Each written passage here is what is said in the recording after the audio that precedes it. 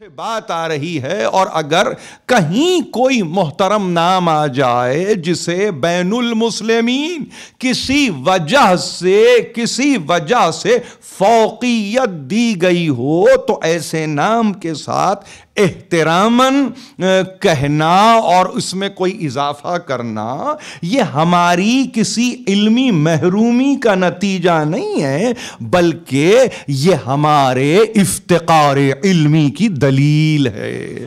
جب یہ میں عرض کر رہا ہوں آپ سے تو یہ بھی سن لیجئے اعتراض میں سمجھتا ہوں کہ اتنا سطحی ہے، مگر کیا کروں کہ سننے والوں میں ہر طبقے کا اور ہر مزاج کا شخص بیٹھتا ہے، اور ظاہر ہے کہ میں اپنے سننے والوں کو بے خبر نہیں رکھ سکتا کہ اگر کسی صورت کہیں کوئی یہ کہہ دے اور کوئی کہنے والوں میں مجھ جیسا کجمج بیاں ایک طالب علم جو پراگندگی فکر کے ساتھ اپنی تقریر کو آپ کی خدمت میں پیش کرتا ہو، اور اگر وہ یہ کہہ رہا ہو کہ ہمارے پاس بر صغیر ہند و پاک کے مشہور مفسر سید ابو الاعلیٰ مودودی، جنہوں نے تفہیم قرآن آپ کی خدمت میں اس طرح سے پیش کر دی کہ مسلسل 35 برس تک محنت کرنے کے بعد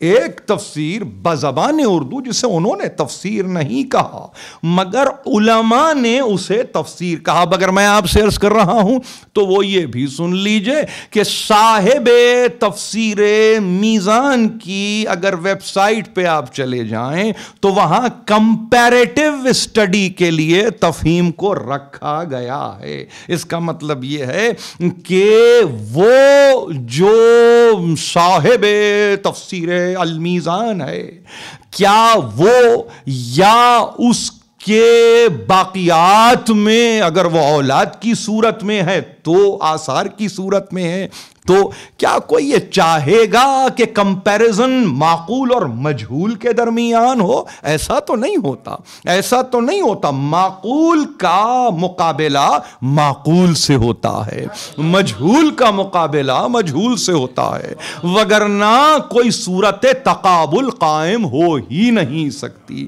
اگر کوئی یہ کہے کہ نہیں صاحب عقل کا مقابلہ آج جہل مرکب سے، تو آپ کہیں گے یہ کیا مقابلہ ہوا، یہ کون سی بات ہوئی، اس میں منطق کیا ہے، اس میں ایسی لاجک کیا ہے؟ تو پتا چلا کہ موازنہ کرنے کے لیے دو ہم پلہ چیزوں کو رکھا جاتا ہے۔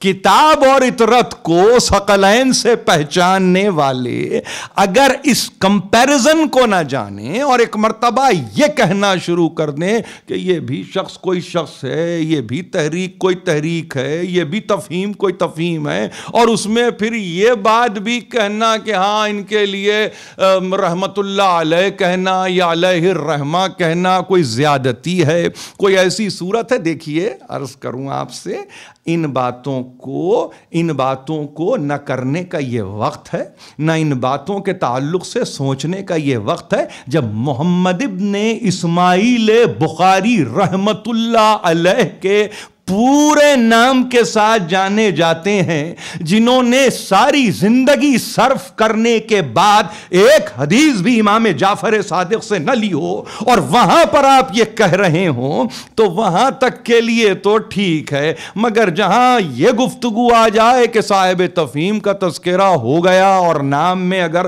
علیہ الرحمہ آ گیا تو حیرانی ہو جاتی ہے، پریشانی ہو جاتی ہے۔ یہ عقیدت کو آپ یہ نہ سمجھ لیجئے کہ اگر کچھ کہہ دیا تو یہ باعث عقیدت ہے یا یہ موجب عقیدت ہے یا یہ محور عقیدت ہے۔ نہیں، قرآن کے پڑھنے والے میرے مجمع میں بیٹھے ہوئے ہیں، وہ ان باتوں کو اس طرح سے نہیں سمجھتے جس طرح سے عامت المسلمین سمجھتے ہیں۔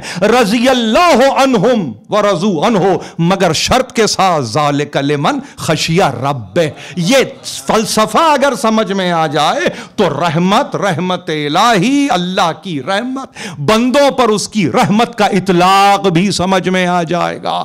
قرآن سے دوری کا نتیجہ ہے کہ اب ہم واقف ہی نہیں رہے کہ کیا معاملات ہیں، کیا مسائل ہیں، کس طرح سے مسائل کو بیان کیا جانا چاہیے. بس ایک ہیجان قلبی ہے جس کے نتیجے میں سب ہیں کہ تیار ہیں، بلکہ کہیے برسر پیکار ہیں، ایک لڑنے مرنے کے لیے آمادہ ہیں کہ یہ کیا ہو گیا، ایسی کیا بات ہو گئی.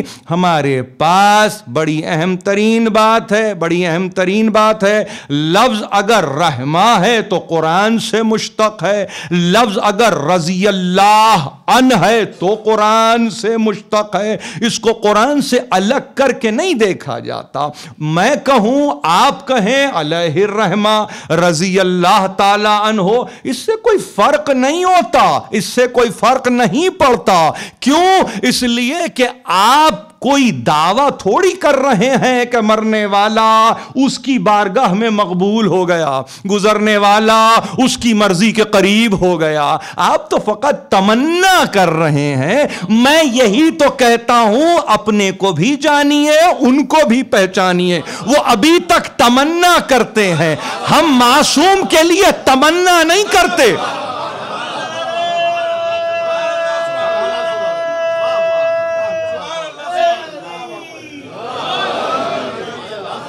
اس ذرا سے فرق کو میں علمی بات کر رہا ہوں، مجھ سے مجہول کی توقع نہ رکھیں.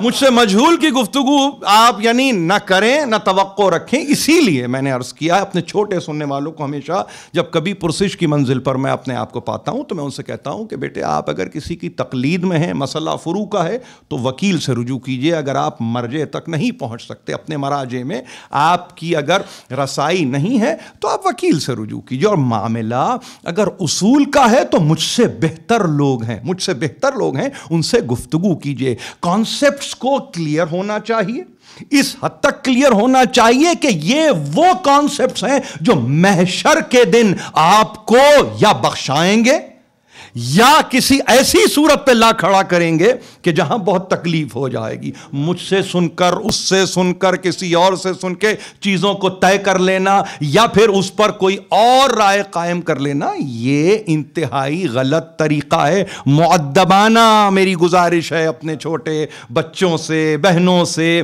ہمارے بھائیوں سے کہ چیزوں کو اس طرح سے طے نہیں کیا جاتا. قرآن کے پڑھنے والے ہیں، دنیا کتنا ہی کہے رضی اللہ تعالی عنہ، اگر خشیہ الہی نہیں ہے تو رضایت الہی نہیں. اب آپ اگر مجھے یہ بتائیں کہ جہاں قرآن انسانوں کو طے کر دے، وہاں پر ہم کہیں نہ کہیں اس سے کوئی فرق پڑتا ہے؟ کوئی فرق پڑتا ہے؟ کوئی فرق نہیں پڑتا. اور اگر تقریر کے خوشگوار اور لطیف پیرایوں کو اگر نہ سمجھے اور اس محفل میں آ کے بیٹھ کے یوں ہی اڑ جائے، تو پھر یہ محفلیں اور دیگر محفلیں برابر ہی تو ہیں. میں تو توقع یہ کرتا ہوں کہ ایک ایک جملے کے لطیف پہلو کو، جو اگر کم ہی صحیح میرے پاس اگر آپ تک پہنچ رہا ہے، تو اس میں اس طنز کو بھی محسوس کر لیجئے، اس تکلیف کو بھی محسوس کر لیجئے، اس خوشی اور سرشاری کو بھی محسوس کر لیجئے. اگر تقریر کے ان جزئیات سے انسان واقف نہ ہو تو کیا اب کوئی کورس آف اسٹڈی کو کنڈکٹ کیا جائے گا کہ بولا کس طرح جاتا ہے، ریٹورکس کیا ہوتے ہیں، کیا اب اس پر گفتگو ہوگی؟ نہیں. ہمارا وقت نہیں ہے بھائی، وقت نہیں ہے. میں یہی عرض کر رہا ہوں، وقت انتہائی کم ہے. اور